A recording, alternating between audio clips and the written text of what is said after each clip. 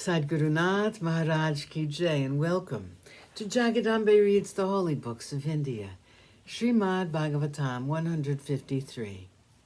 As you may remember, the little child Brahmin, who was really Lord Narayana in disguise, was telling Bali about his family lineage.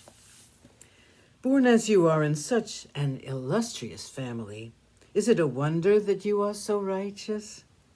I will certainly ask a boon of you. I know you will grant me that.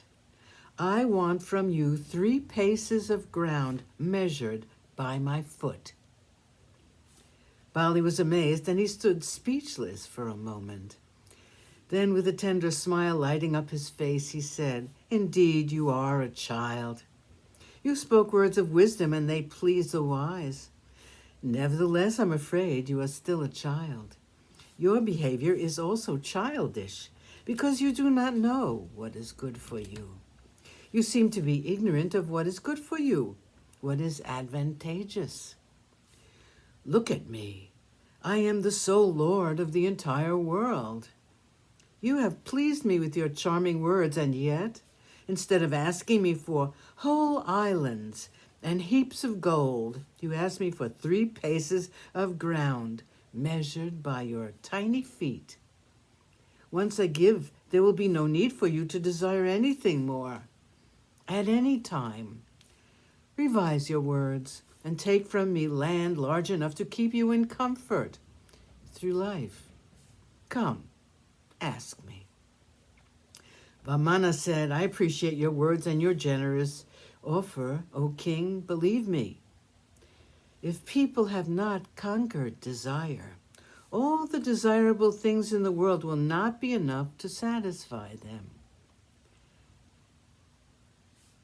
And those who are not satisfied with 3 paces of ground will not find the 7 islands with all their wealth enough to satisfy them. We have been told that the lords of the 7 islands have not yet attained the state where they can say, 'I have enough.' A person who is pleased with what he or she gets is always happy.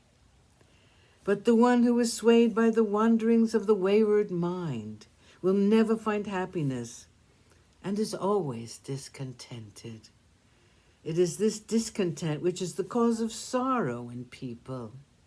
A contented person is fit for emancipation, and that person's glory waxes day by day. You are the greatest of givers. You are the Duni Samrat. I therefore ask you to grant me just this, 3 paces of ground which will be covered by my foot." Bali laughed again. Smiling indulgently, he said, "So be it. I will grant you 3 paces of ground measured with your tiny foot." And he looked at the tiny lotus feet of the Lord in the form of a Vamana. With the smile hovering still on his lips, Bali took up the vessel full of water to pour a few drops of it on the lotus palm of the youngster and say, "I have given you what you asked for." 98. "Do not give," says Shukra. Shukra, the preceptor, stopped him. Without speaking a word, the king lifted his eyes, and there was a questioning look on his face. Shukra was the wisest of the wise men. He was known by the name Kavi. There were some who said that he was wiser than even Brihaspati, the preceptor of Indra. Shukra loved the Daityas, and Bali was his favored disciple. He did not want Bali to be deceived. He looked kindly at the king and said, "My son, you do not know what you are doing.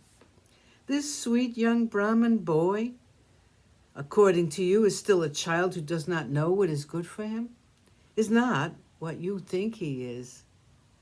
He's the Lord Narayana himself. He is set on helping the Devas, and so he is born as the son of Kashyapa and Aditi.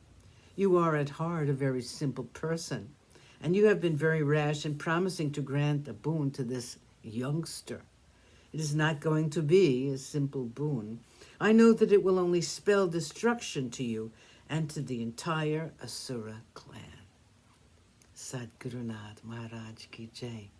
thank you for coming. I hope you come again.